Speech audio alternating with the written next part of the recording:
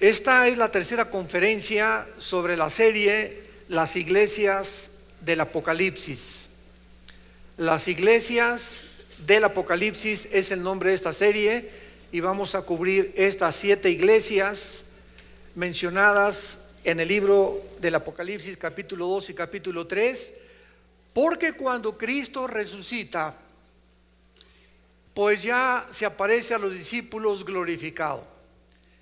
Ya no tenía la cara desfigurada, porque en la cruz Jesús era un verdadero guiñapo humano. En Isaías capítulo 52, últimos versículos, dice que ni siquiera se le podía reconocer su parecer completamente desfigurado. De los golpes de los romanos, de los latigazos, la corona de espinas, ¿verdad?, que le pusieron en la cabeza. Ustedes saben que las espinas eran un símbolo de maldición. En el capítulo 3 de Apocalipsis, de Génesis, dice la Biblia que cuando Adán pecó, comenzaron las espinas, las flores no tenían espinas, los leones no tenían ferocidad. Cambió la genética completamente, podríamos decir, el ADN de toda la creación de Dios. Se infectó la creación de Dios a nuestro alrededor por nosotros, por los seres humanos. Y esta es la razón por la cual el mundo se encuentra ahorita como se encuentra. Todo lo que son tsunamis y todo es porque la humanidad ha llegado ahorita a una perversión inimaginable. Siempre ha habido degeneramiento, siempre ha habido con Sodoma y Gomorra, que fue la primera historia de perversión sexual, pero nunca la humanidad había llegado al grado de perversión a la que estamos llegando. Y esto acarrea el juicio de Dios. Dice en Colosenses capítulo 3 que no haya en nosotros inmundicia, ni fornicación, ni pasiones desordenadas, porque por estas cosas viene la ira de Dios sobre los hijos de desobediencia. En otras palabras, ¿quieres enojar a Dios? ¿Sabes qué es lo que atrae más rápido el enojo de Dios contra tu vida? La inmoralidad. Es lo que más rápido acarrea el juicio de Dios, porque dice en 1 Corintios 6, cualquier otro pecado que el hombre comete está fuera del cuerpo, mas el que fornica contra su propio cuerpo peca. Hay algo en la inmoralidad que nos corrompe, que destruye el matrimonio, destruye la familia, destruye la sociedad. Y es lo que estamos contemplando actualmente. Entonces la corona de espinas que le ponen a Jesucristo era precisamente para que Él llevara esa maldición en tu lugar y en mi lugar. La tierra fue maldecida por el pecado y eso simbolizaba la corona de espinas. Ahora se las ponían ahí para que Él llevara esa maldición en esa cruz, en tu lugar y en mi lugar. Qué buenas noticias tenemos de que podemos sabernos libres de esa maldición cuando tenemos a Jesucristo como nuestro Señor y Salvador. Pero después de la resurrección, Cristo se presenta a los discípulos pues ya glorificado, ¿verdad? Con un pelo blanco que le llegaba a más o menos hasta los hombros, una vestidura de lino fino, un cinto de oro, los ojos refulgentes como truenos, los pies refulgentes como el bronce bruñido. Y este es el personaje que se presenta en el capítulo 1 del Apocalipsis. Y cuando Jesucristo se presenta a Juan cae completamente desmayado a un lado cuando oye una voz por atrás que le dice: yo soy el que estuve muerto, mas he aquí que vivo por los siglos de los siglos, y tengo ahora las llaves de la muerte y tengo las llaves del infierno. Escribe las cosas que te voy a dictar, escribe lo que es el capítulo 1, escribe las cosas que son, que es el capítulo 2 y 3 de Apocalipsis, y escribe las cosas que serán de Apocalipsis 4 hasta Apocalipsis 19. Entonces el Apocalipsis está bosquejado en el capítulo 1, versículo 19, donde Jesucristo le dice lo que has visto, lo que es y lo que ha de ser después de esto. Y comienza Jesucristo a mandar un mensaje a través de los líderes de las iglesias, a las 7 iglesias que en aquel tiempo se encontraban en el Asia Menor, en lo que es casi ahorita todo el Asia Menor, que lo que es la parte de Turquía. Ahí se encontraban, y es interesante, cuando lleguemos a Pérgamo, que Turquía era el centro del trono de Satanás. Entonces vemos nosotros aquí en estos mensajes a las 7 iglesias que el número 7 en la Biblia es el número de lo que está completo, de lo que está perfecto. El 1 es el número de la unidad, el 2 es el número del testimonio, por eso Jesús los mandaba a los discípulos de 2 en 2. El 3 es el número de la Trinidad, el 5 es el número de la gracia, el 6 es el número de nosotros, porque en el sexto día fuimos creados. Por eso el símbolo del anticristo es 6, 6, 6. O sea, el 6, el número del hombre elevado a la Trinidad, a la deidad. El hombre haciéndose Dios, que fue lo que Satanás le dijo a Eva desde el principio: serán como los dioses. La palabra Elohim es en plural dioses. Entonces Jesús en el versículo 1 del capítulo 2 le manda a Éfeso la primera corrección, diciéndoles que aunque ellos habían hecho muchas cosas en la iglesia buenas, hay cantidad de gente que hace cosas buenas, que ha comido del árbol del conocimiento del bien y del mal, que no hace cosas malas, no las hace en la energía del espíritu, las hace en la energía de la carne. El otro día tenía yo una discusión con unas personas que nos decían: es que los tibetanos viven vidas más consagradas que muchos cristianos. Se retiran allá en las montañas, no beben, no toman café, no toman cerveza, no ven televisión, no tienen Netflix, no tienen internet en sus casas. Y es la forma en la que el diablo engañó a la humanidad cuando Roma absorbe del hinduismo lo que se llama el aislamiento o la vida del monasterio o la vida de los conventos. Salirnos del mundo para no estar en las tentaciones del mundo, no hacer nada malo y ahí estar encerrados, encontrando a Dios, viviendo en lo que se supone que es la verdadera espiritualidad. Entonces, qué interesante, ¿verdad? Que Roma absorbió esto para poder asociar: si eres pobre eres espiritual, si eres espiritual tienes que andar en una carcacha con zapatos rotos o en un convento o vivir humildemente. Y cuando venimos a la Biblia encontramos lo contrario. No es el dinero el problema, es el amor al dinero. Entonces Dios no está en contra de los ricos, ni tampoco Dios odia a los ricos. Dios odia que los ricos vivan para ellos mismos, ambicionando y amontonando para ellos. Así hay también pobres que son ambiciosos y que son orgullosos y que son avaros también. Entonces todos estos misterios y todas estas tinieblas que cubren la mente humana de tantas concepciones completamente equivocadas, venimos a la Biblia y se nos caen las vendas y comenzamos a ver claramente como Dios quiere que nosotros veamos, o tener una cosmovisión adecuada de lo que Dios quiere que nosotros seamos y veamos en el mundo. Y esta iglesia de Éfeso, la primera iglesia, eran iglesias que eran pacientes, testificaban, repartían volantes, trabajaban arduamente, y Dios les dice: han perdido su primer amor. No vale nada de lo que han hecho porque lo hicieron en la energía de la carne. O sea, hay mucha gente, para concluir, que se consagra exteriormente sin tener una relación con Jesús. Entonces tú puedes hacer muchas cosas porque la carne es muy consagrada, pero solo Dios sabe la motivación por lo cual hacemos lo que estamos haciendo. Y en la iglesia de Esmirna, que es la que nos toca ahora, versículo 8 del capítulo 2, veamos cuál es este mensaje, que es la segunda iglesia a quien Cristo se dirige. Escribe al ángel de la iglesia en Esmirna. Y vemos que en todas las presentaciones Jesús se presenta como se presentó en el capítulo 1 al apóstol Juan.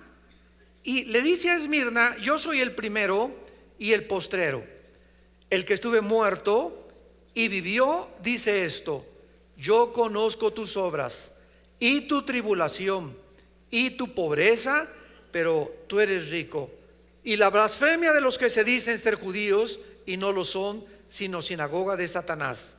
No temas en nada lo que vas a padecer. He aquí el diablo echará a algunos de vosotros en la cárcel para que seáis probados y tendréis tribulación por 10 días. Sé fiel hasta la muerte y yo te daré la corona de la vida. El que tiene oído, oiga lo que el Espíritu dice a las iglesias. El que venciere no sufrirá de la segunda muerte.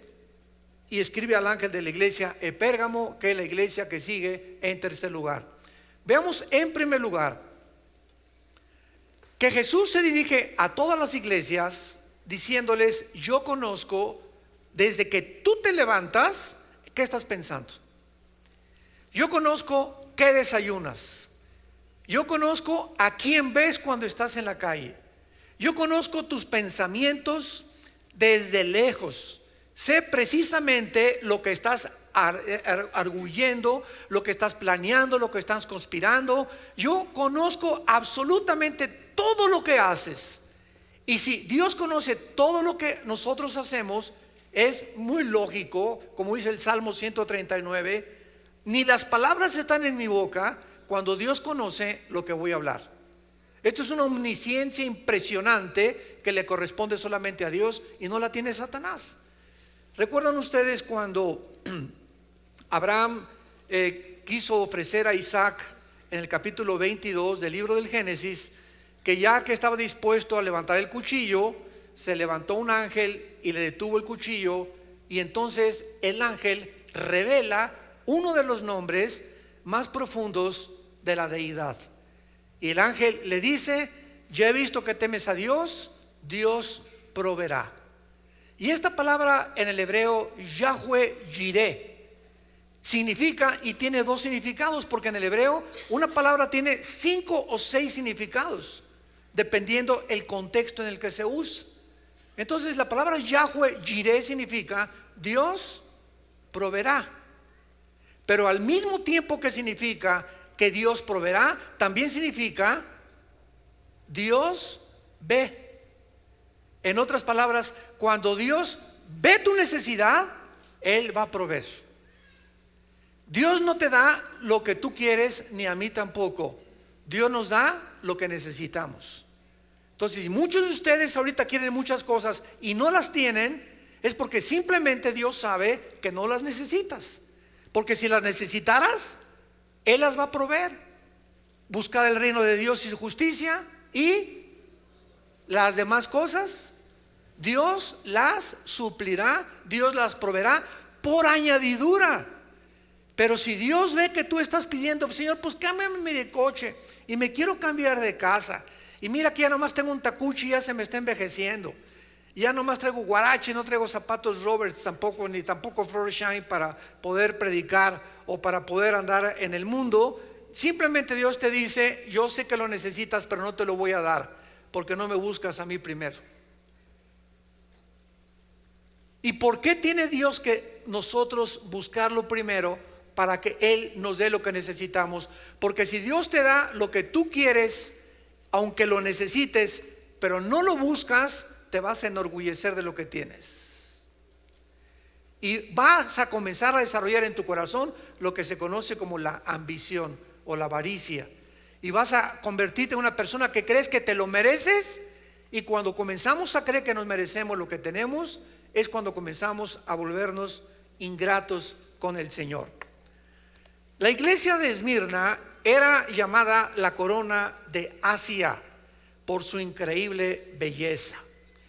Estaba situada a 60 kilómetros exactamente de Éfeso, que es la ruta de todos los comerciantes que venían de la India, de Persia, que es ahora Irán, y de Roma. Fue mundialmente conocida Esmirna por sus escuelas de ciencia, de medicina, y los grandes edificios y calles que comenzaron a pavimentar con piedras. Pero ahí en Esmirna se encontraba uno de los ídolos más grandes en un templo que se llamó el dios Baco, que era el dios del placer. O sea, era una iglesia, era una ciudad, llena de inmoralidad, igual que el puerto de Corinto. Y muchos judíos apóstatas comenzaron a comprar propiedades y hacer sus residencias en la ciudad de Esmirna.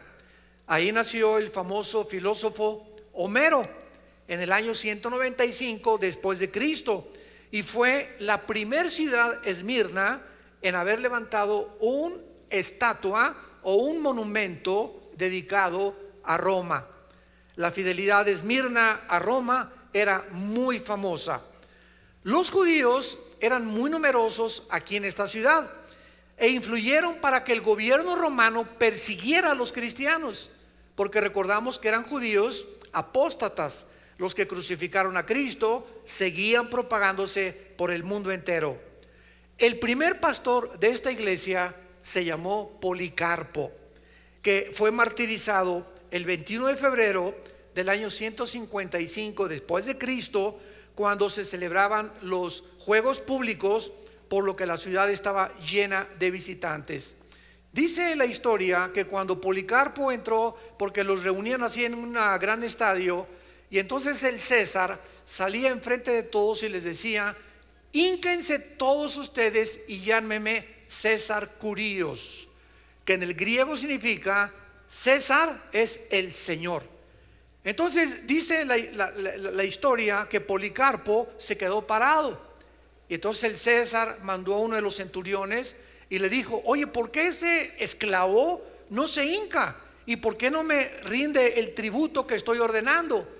Entonces el centurión se acercó a Policarpo y le dijo: Policarpo, ¿por qué no te hincas? ¿Qué no sabes que el César es el Señor? Y Policarpo le dijo al centurión: dile al César que el único Señor se llama Jesucristo.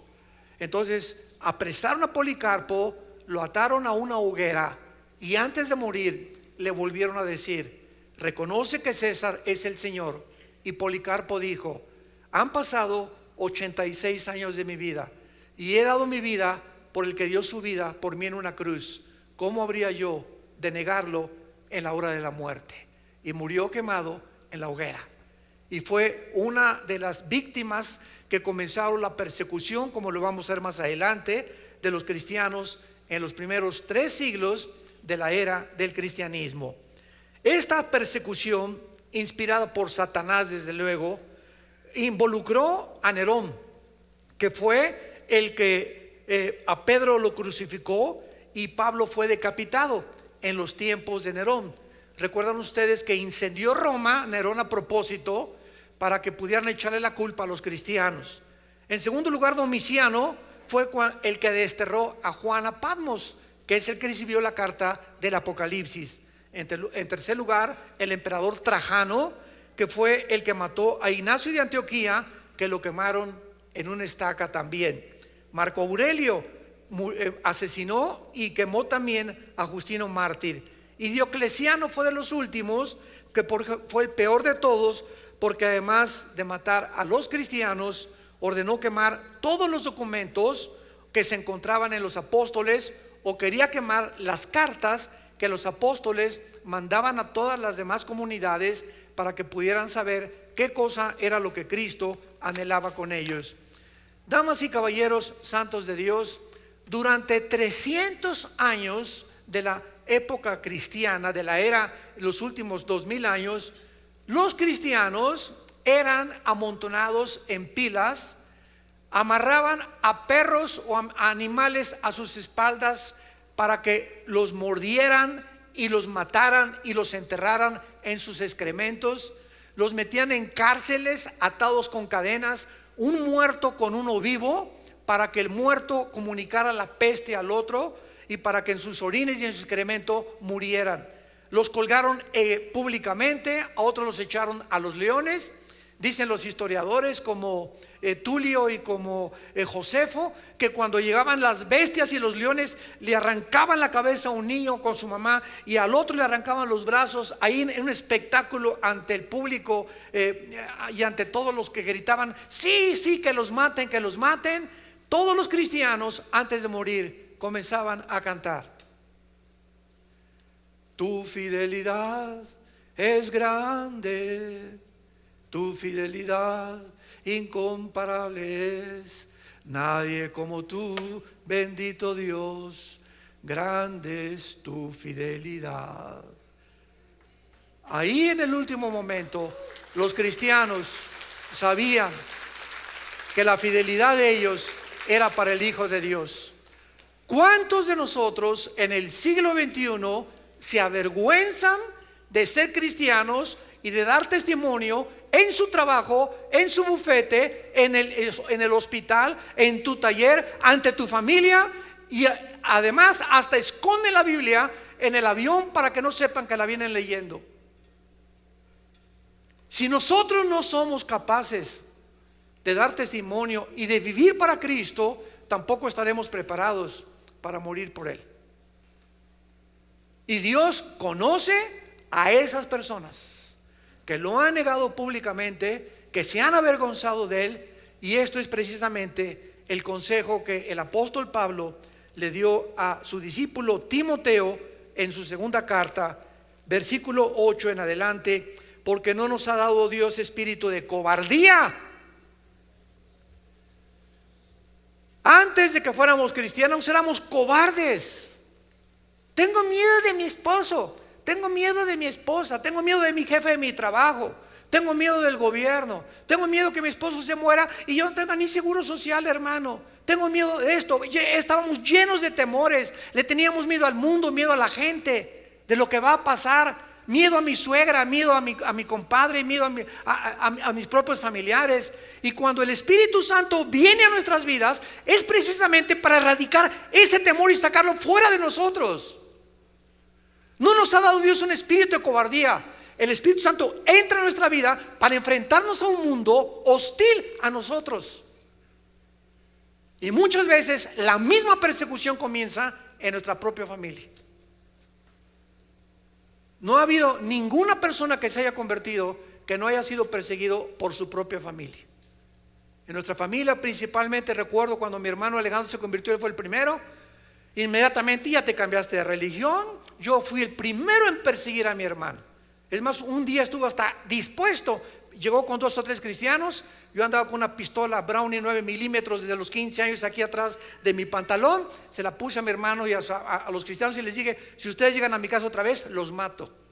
Así de enchamucado estaba yo. El gadareno era Pinocho comparado. Y mi hermano, me acuerdo que sudando y viéndome, ¿verdad? Mi hermano Alejandro, que es el director ahorita de ITI, me dijo: así me lo dijo, ¿verdad? Si tú mantienes esa actitud, hermano, te vas a ir al infierno. Dije: no me voy a la misión del infierno. Pero después, cuando Dios me toca, me convierto yo. Después vienen mis hermanas. Y ahorita, gracias a Dios, mamá, que tiene 92 años, fue la última en convertirse. Pero Dios alcanza a toda tu familia si tú aguantas la persecución. Si no te acobardas. Porque no nos ha dado Dios espíritu de cobardía. Y lo dice la Biblia, es un espíritu de poder. Es un espíritu de amor, de compasión por los demás y de dominio, donde necesitamos comenzar a gobernarnos a nosotros mismos. Gobernar nuestra ira, gobernar nuestra idea de venganza, nuestra amargura. Si no nos gobernamos a nosotros mismos en todas esas cosas que nos hacen daño, no vamos a poder manifestar ni comunicar el amor de Cristo a los demás. Y le dice Pablo a Timoteo: por tanto, no te avergüences de dar testimonio de nuestro Señor, ni de mí preso suyo, sino participa de las aflicciones por el Evangelio según el poder de Dios. Recuerden ustedes, dice Filipenses, Dios nos llamó no solamente a creer en Él, sino también a sufrir por Él. Y el sufrimiento comienza en la casa, con la familia. Ahí comienza. Porque te va a perseguir tu abuelita, te va a perseguir tu mamá, te va a perseguir tu suegro, te va a perseguir tus hermanos. Siempre habrá tus amigos. En el momento que tú haces el paso y dices: quiero seguirte a Jesús, viene el diablo a ver si es cierto. Vamos a mandarle pruebas. Y si tú pasas esas pruebas de la persecución, escúchame con todo tu corazón. Si tú pasas esas pruebas de la persecución y resistes y te mantienes inmaculado, te mantienes firme en tus convicciones, demuestra que has nacido de nuevo. ¿Cómo puedo saber que soy un cristiano? En medio de la persecución. Si comienzas a avergonzarte y a arrinconarte, bueno, soy cristiano, ¿verdad? Pero no soy tan fanático como muchos. ¿Eres de los aleluyas? Sí, pero yo no digo aleluya en la iglesia, ni levanto las manos tampoco. Soy un poco más moderado. Y comienzas y te comienza la gente, sí, diles, ¿y qué? Tú cuando vas y gana el América, levanta las dos manos. Y a mí me vienes a criticar porque en la iglesia las levante yo, por el amor de Dios. Vemos nosotros pues en el libro de Hebreos capítulo 11, Hebreos 11, cómo se describe la persecución de la iglesia en los primeros 300 años del cristianismo. Dice versículo 36 del capítulo 11 de Hebreos: otros experimentaron vituperios y azotes, y más a esto prisiones y cárceles, fueron apedreados, aserrados, puestos a prueba, muertos a filo de espada, anduvieron de acá para allá cubiertos de pieles de ovejas y de cabras, pobres, angustiados, maltratados. Y tú aquí en Metepec, tranquilo, quejándote. Si tan solo supiéramos lo que es vivir para Jesús, y si fuéramos más agradecidos con lo que tenemos, y estamos 1000 veces mejor que muchos pueblos y que muchas naciones que ahorita están sufriendo, como en los refugiados de Siria, más de 4 o 5 millones de personas entrando a Italia y quieren entrar a Turquía ahora. Alemania ha recibido algunos, Francia, etcétera, etcétera, que salen simplemente con lo que traen cargando de su casa. Más de 3 millones de venezolanos están saliendo de Venezuela y hacen casi 3 semanas caminando de Venezuela al Ecuador, durmiendo en el suelo con lo que alcanzaron a sacar. Y gracias a Dios que ahora Ecuador les dio el permiso de entrar sin pasaporte por los derechos humanos. Y nosotros aquí todavía en Toluca o en el lugar donde tú vivas, nos quejamos y no tengo esto y el otro, y fríos y avergonzados de Jesucristo, y hablando unos contra otros y vociferando o en perversiones sexuales, con pornografía, cuando no sabemos que Dios es un Dios santo, que anhela de nosotros lo más precioso que podemos sacar. Dice Jeremías: si tú sacas lo vil de ti, te usaré, dice el Señor, y te restauraré y te mostraré que es necesaria la santidad para que podamos ser usados por Dios y podamos ser bendecidos por Dios. Y todos estos cristianos anduvieron de acá para allá, angustiados, maltratados, de los cuales el mundo no era digno, errando por los desiertos, por los montes, por las cuevas y por las cavernas de la tierra. Y todos estos, aunque alcanzaron buen testimonio mediante la fe, no recibiendo lo prometido, proveyendo Dios alguna cosa mejor para nosotros, para que no fuesen ellos perfeccionados aparte de nosotros. Ellos murieron y nunca tuvieron su coche, muchos no se llegaron a casar, muchos no lograron formar una familia, muchos ni siquiera alcanzaron a tener nunca una cuenta en el banco, y todas las cosas que anhelamos, por las cuales la mayor parte de la sociedad lucha y persigue, ellos murieron sin nada de esas cosas. ¿Por qué? Porque Dios dijo: no les voy a dar a ustedes lo que les voy a dar después de esta vida. No se va a comparar las aflicciones con las bendiciones que tengo para ustedes en la otra vida. Y esa es la esperanza que nos mantiene y que nos sostiene. Como me dicen, han llegado jóvenes que me dicen: ay, hermano, ¿y si viene el rapto y no me caso? Pues ¿y qué que no te cases? Que para ti es lo máximo casarte. No te la vas a acabar con el Rambo que Dios te va a dar en otra vida, o con el gansito marinela que Dios te va a dar. Hay que en la otra vida vamos a poder seguir teniendo familia. En el milenio vamos a seguir reproduciéndonos. Isaías 65 y 66. Ya no daremos luz para maldición. Es en la eternidad cuando ya entraremos a otra dimensión en la que ya se acabó todo eso. Pero todavía en el milenio, que van a ser las vacaciones de nosotros, vamos a seguir teniendo familia y vamos a tener hijos todavía, pero con la bendición de que ahora nadie nos podrá robar lo que Dios nos ha dado. Muy bien, regresamos a Apocalipsis y dice aquí en el capítulo 2, versículo 8, la descripción que hace Jesús de él.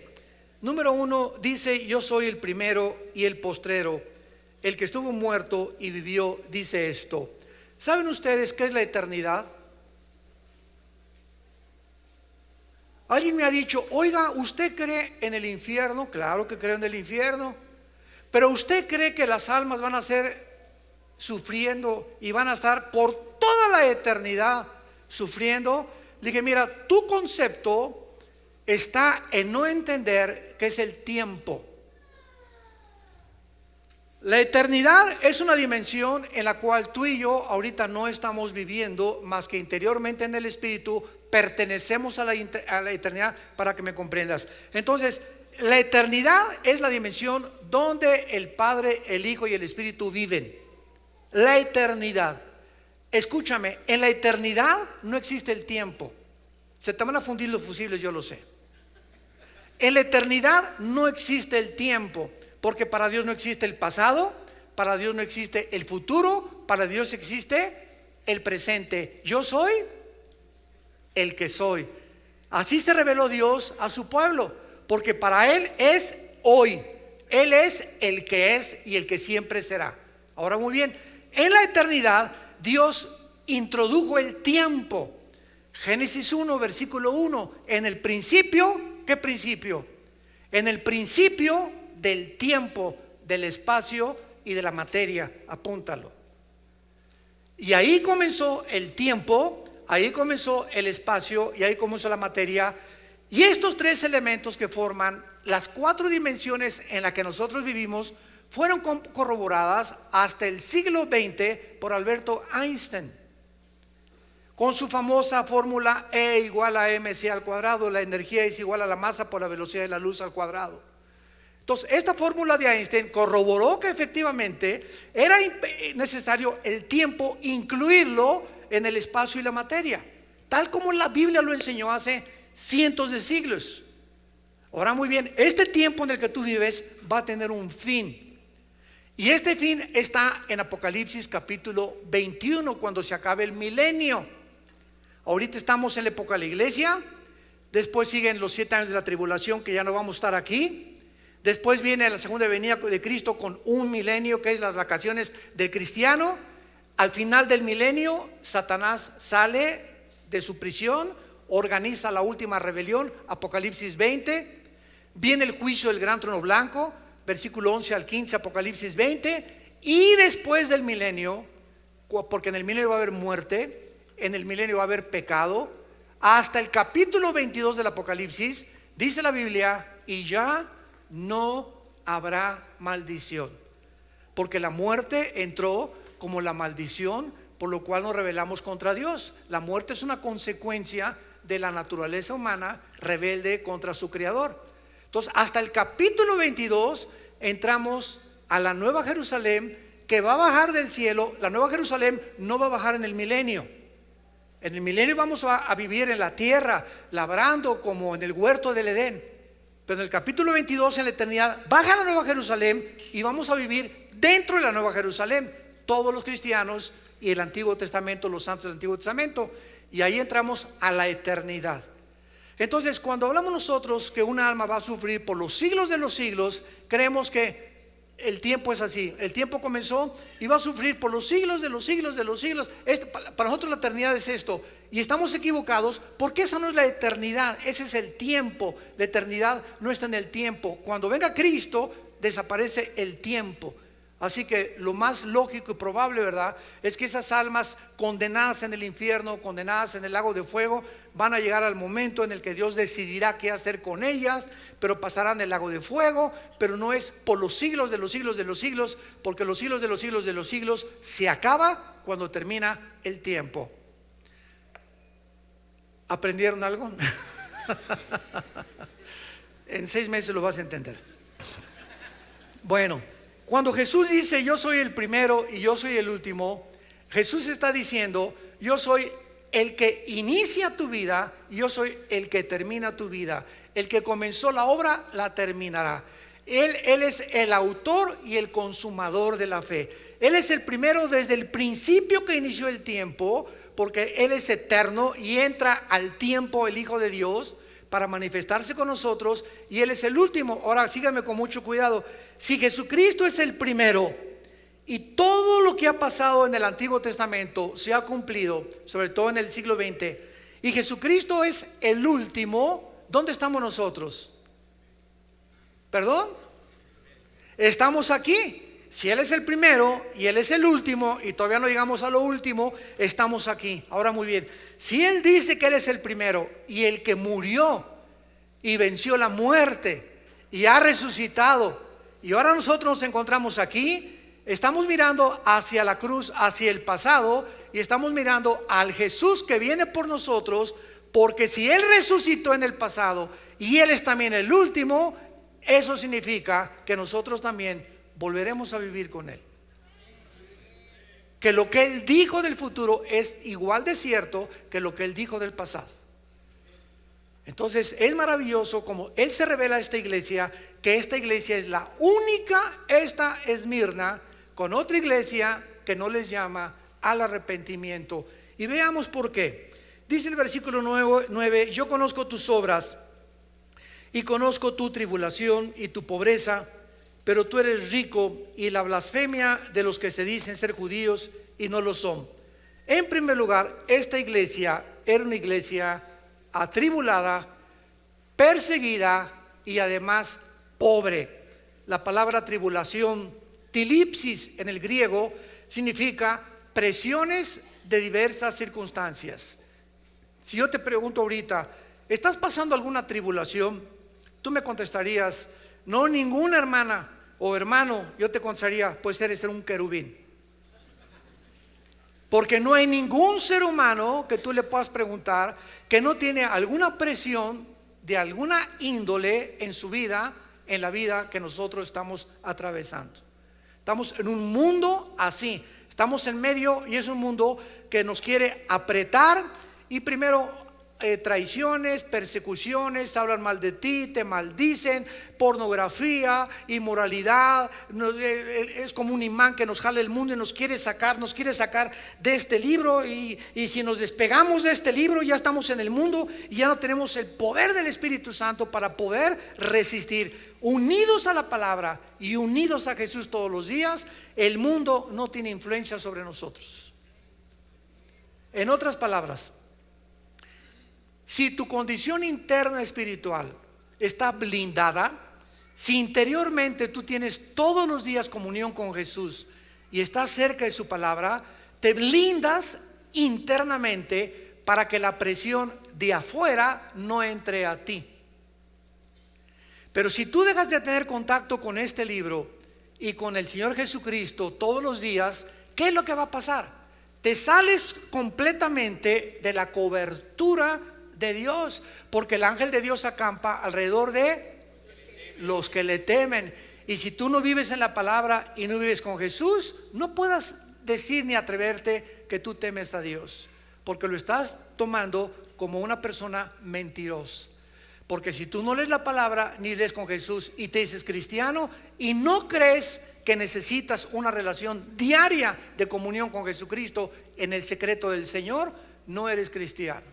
Eres religioso y vas a hacer muchas cosas del cristianismo que hasta los monjes, repito, y hasta los que están en los conventos hacen mejor que nosotros.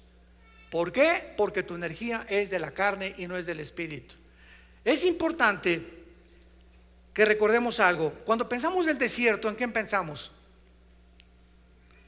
El desierto fue un lugar vacío, desolado, rocas, lagartijas hay de vez en cuando que se aparecen. No hay ruido, no hay nada. Cuando pensamos del desierto, esto es lo primero que viene a nuestra mente. ¿Saben ustedes cuál es la palabra hebrea para desierto? Mid, M de mamá, y latina, D de David. Bar. Mid, bar. Nadie apunta. Qué buena memoria tienen todos. Sin embargo, la palabra bar viene de la palabra abar. Abar, que significa en el hebreo palabra. Entonces, el desierto es un lugar santo. El desierto es la escuela más grande que Dios tiene para nosotros. Síganme con mucho cuidado. Y cuando hablamos nosotros que Dios llamó a Moisés 40 años al desierto, a no ver ni Netflix, ni televisión, ni internet, ni nada. Cuando llamó 40 días a Elías y 40 días a Jesucristo a aislarse durante ese tiempo, ¿por qué lo hizo Dios? Porque el desierto es un lugar santo, porque es el único lugar donde no tenemos distracciones. En Jeremías 23 dice el profeta: ¿quién estuvo en el secreto de Jehová? Que es el desierto. ¿Quiénes son los que tienen un tiempo diario en su vida en silencio a las 4, no sé, 5 de la mañana, que horas te levantes, antes que cante el gallo, antes que comiencen a ladrar a los perros, antes que el bebé comience a llorar? ¿Quién es los que están en el silencio sin que nadie los interrumpa? Tu devocional no está ni tu esposa, eso, otra cosa es con tu esposa el devocional, otra cosa la reunión de oración. ¿Quién ha estado a solas con Dios diario? Dios nos llama diario al desierto, al lugar donde no tengamos distracciones, para que nos pueda hablar. Dice Jeremías 23: ¿y quién oyó y vio su palabra? Porque es ahí, en el silencio, sin distracciones, en la mañana, en la madrugada, cuando Jesús, Marcos 1:35, se levantaba antes de que comenzara a roncar Pedro, antes que la gente comenzara a hablarle: hermanito pastor, se está muriendo mi gato, por favor ore por él. Ahí en la madrugada, antes de que tengamos todo lo que nos va a enfrentar el día, pasar a tiempo a solas con Dios. De mañana me levantaré y oiré tu voz, dice el Salmo 5. Y vemos durante toda la Biblia, todos los grandes hombres de Dios y las mujeres de Dios se levantaban temprano, tenían un tiempo en el desierto con Dios, porque ahí es donde Dios te va a hablar. Pero ahora, ¿saben lo que ha hecho la iglesia del siglo XXI? Hemos dejado esto, el tiempo con Dios, y llegamos: hermano, póngame su mano y deme otra unción, túmbeme al suelo, os quiero sentir, y comienzo así como el Espíritu Santo para saber que tengo a Dios. Y si no me pasa algo y no me siento y no me caigo al suelo, no puedo experimentar ni comprobar que tengo al Espíritu Santo. Hemos sustituido el desierto por el misticismo. Queremos experimentar afuera de nosotros a Dios, y Dios se manifiesta de dentro hacia afuera, no de afuera hacia adentro. ¿Quieres experimentar a Dios? En la mañana vete al desierto, reclúyete con Él, y ahí en tu corazón, porque lo tienes dentro del Espíritu Santo, Dios te va a hablar a través de su palabra. Dios te va a sensibilizar a través de su palabra, y tú vas a blindarte interiormente para enfrentar el mundo, tu oficio, tu taller, tu hospital, tu bufete de abogados, el empleo que tengas como maestro o con lo que sea, y podrás enfrentar al mundo, y el mundo no tendrá influencia sobre tu vida interior, porque eres un guerrero, una guerrera de Dios. Solo escuchen esto: estos cristianos van a sobrevivir. Nunca en la historia, jamás, nadie había estado con tantas presiones como la iglesia actual. La que estamos hablando del primer siglo y segundo de la era cristiana fueron persecuciones de morir, pero nosotros son persecuciones mentales. Estamos siendo presionados por millones de demonios. El Espíritu dice claramente que en los últimos tiempos muchos apostatarán de la fe, escuchando doctrinas de demonios. En los últimos tiempos, que son los tiempos que estamos viviendo. Y ahorita están los demonios hablándonos, a un amigo que te hable a tu oído, una muchacha que te hable a tu oído, que sea contrario a la palabra de Dios. Reconócelo, son demonios hablándote a través de los seres humanos. Recordemos algo: los ángeles toman apariencia humana. Y hay cantidad de personas que nos rodean que no son humanos, son ángeles del mal. La cizaña mezclada con el trigo. Y dice en 1 Juan capítulo 4, ellos son del mundo, por eso hablan del mundo y el mundo los oye. Nosotros somos de Dios, los que conocemos a Dios, Dios nos oye. En esto conocemos el espíritu de verdad y el espíritu del engaño, el espíritu del error, el espíritu de la mentira. Y tú vas a tener que prepararte en la época que vivimos para poder blindarte y enfrentar las presiones de la pornografía, de las tentaciones, de las mujeres como se están vistiendo actualmente, de los programas de televisión, de los compromisos del mundo, del dinero, de la ambición. Vas a tener que blindarte ya para que puedas llegar y ser fiel hasta la muerte. De otra manera no vas a poder acabar, porque no es como comenzamos, sino como terminamos lo que vale delante de Dios.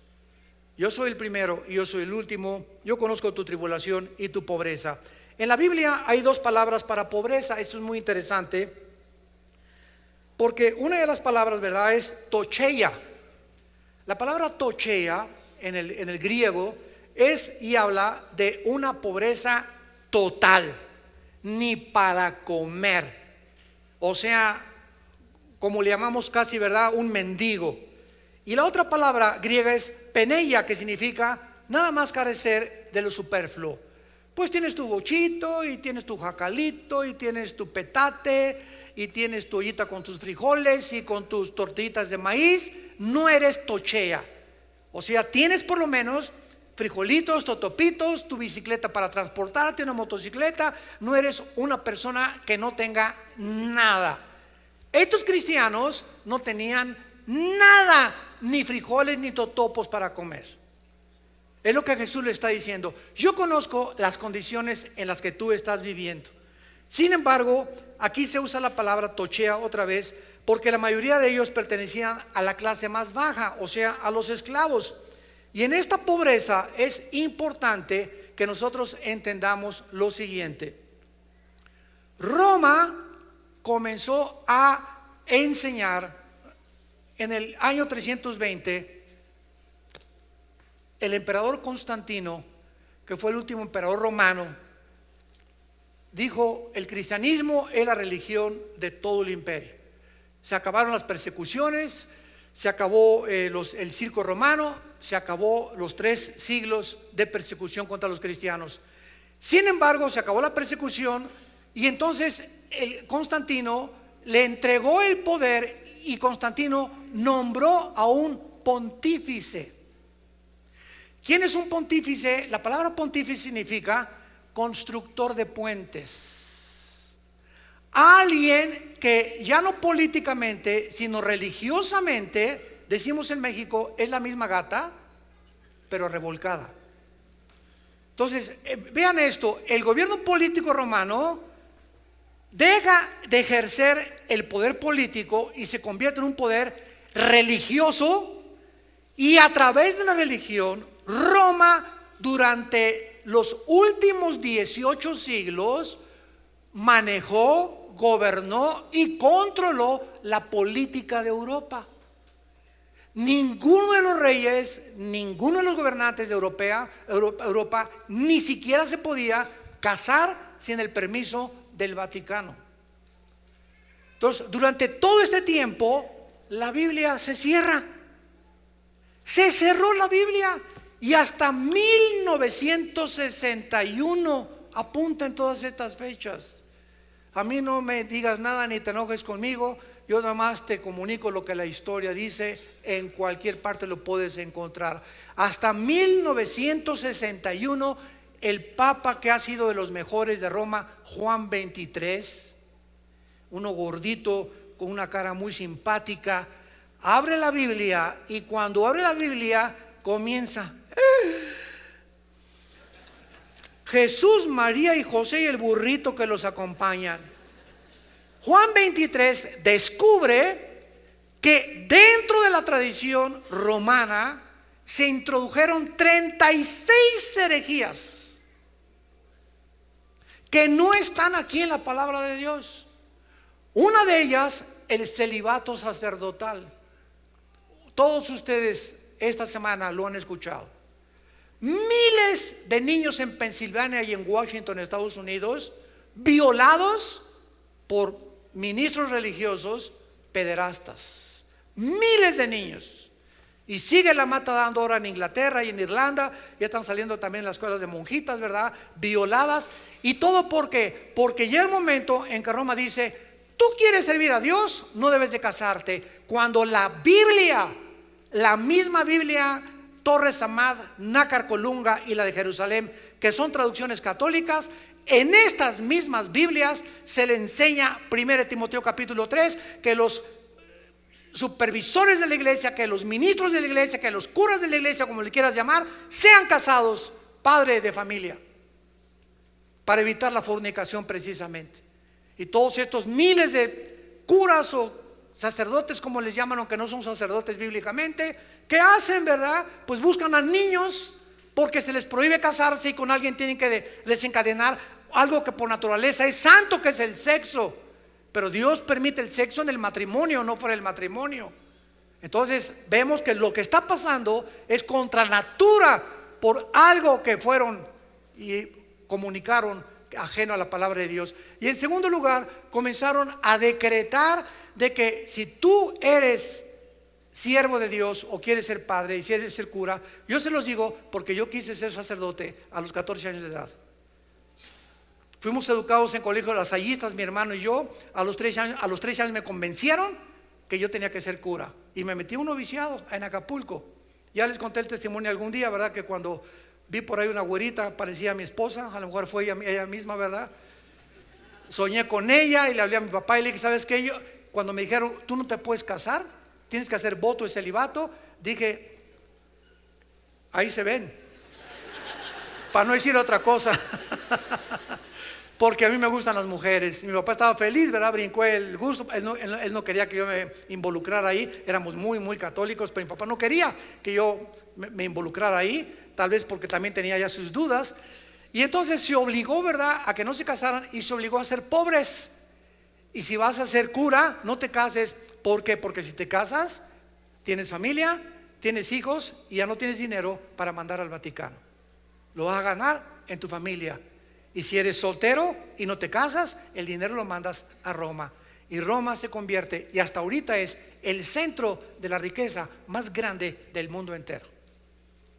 Un solo cuadro de Leonardo da Vinci, que tú vayas al Vaticano y lo veas, y las pinturas o las esculturas de Miguel Ángel valen 50, 100 millones de dólares, que podrían alimentar a una población completa de una nación. Ya no quiero seguir hablando, pero dice la Biblia: ser pobre no significa que Dios esté en contra de ti. Yo conozco tu pobreza porque ahora vean ustedes, Roma dice: no, para ser espiritual tiene que ser pobre. Fíjense lo que es el diablo.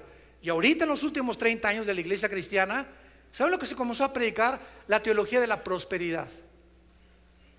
Ahora no, ahora tú necesitas, para ser espiritual y para ver que Dios te bendiga, tener una iglesia con candeleros de oro, cortinas persas, alfombras persas. Y si eres pobre es porque no eres próspero y porque Dios te bendiga. Estás bajo una maldición. Y se llevó al extremo. Ahora para ser espiritual necesitas ser ricos, porque si no eres rico no tienes la bendición de Dios. Eso, ¿dónde está en la Biblia?